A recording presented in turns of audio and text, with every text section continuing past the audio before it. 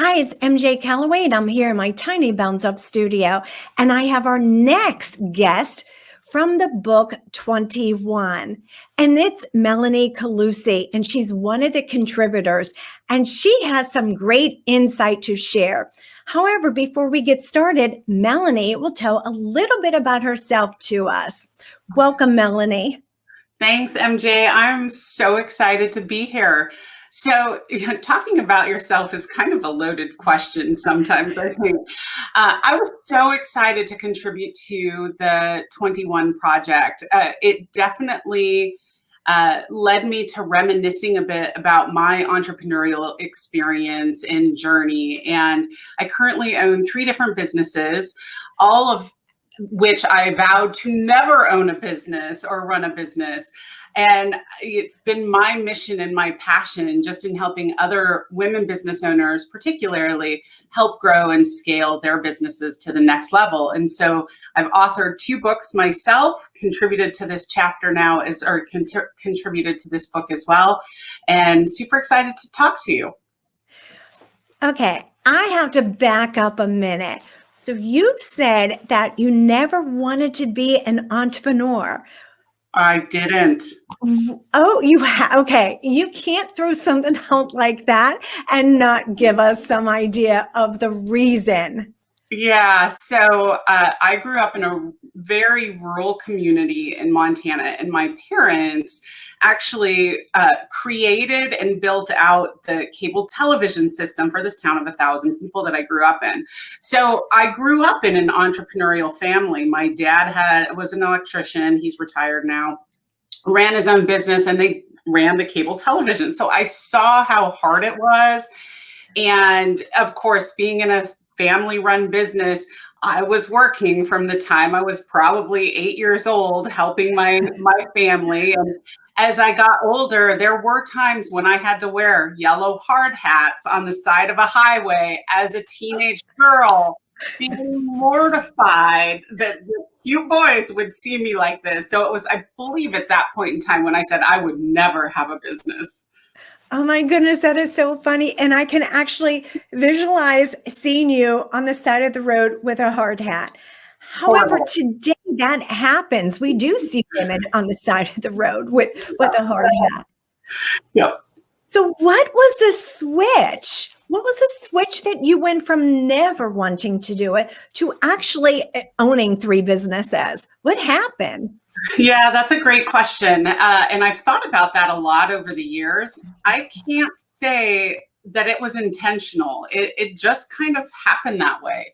And, little by little, I became more independent, and I was really thinking about the vision and my vision and where I saw myself in the future. And it was a natural progression to ultimately owning my own company. And then, of course, 1 became 3. It's like chips. You can't eat just one. You have 1 business, you have to have more. Oh my goodness. And that's the worst thing I can have in the house is chips. So funny you bring that up. Now, your chapter in the book, because you're speaking to entrepreneurs, that's your businesses revolve around entrepreneurs. So what is the theme or the overall mission of your chapter?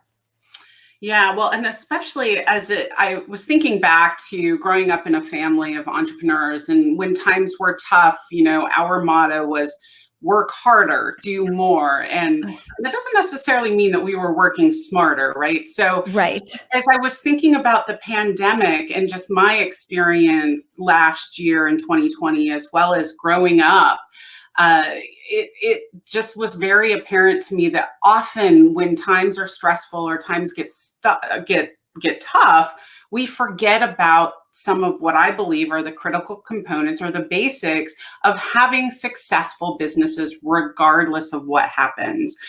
And so my chapter is about those basics, those critical components that sometimes we stray away from because of putting out fires or whatever it might be.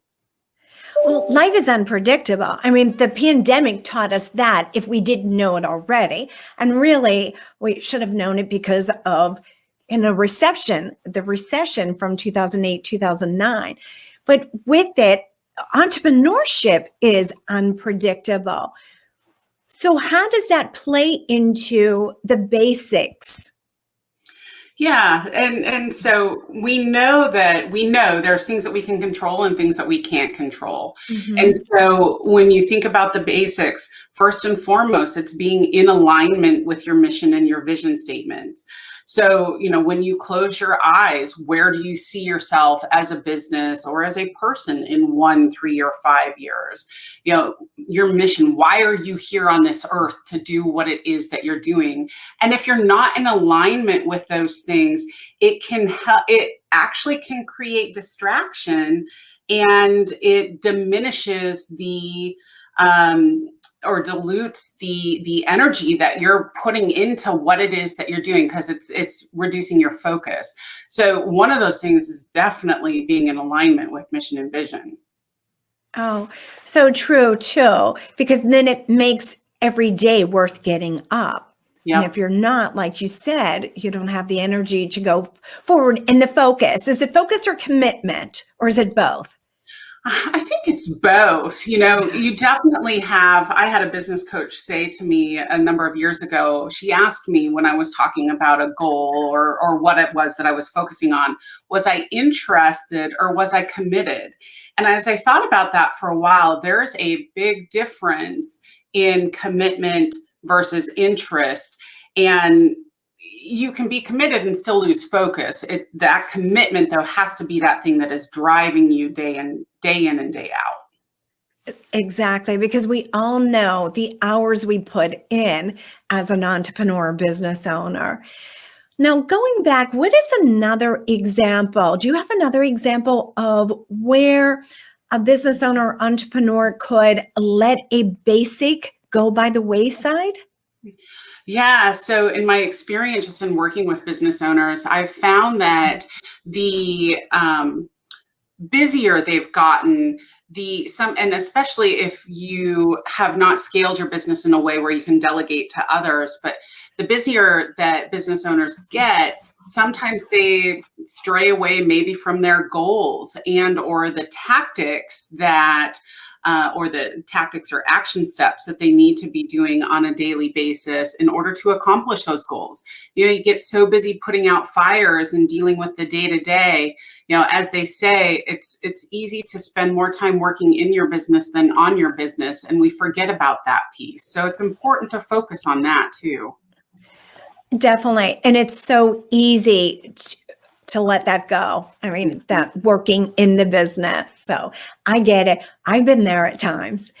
Now, there's another component that I know I have in my business, and I know you have it in yours, and that is having that support team. So, can you share how important is it to have a support team whenever you are in business?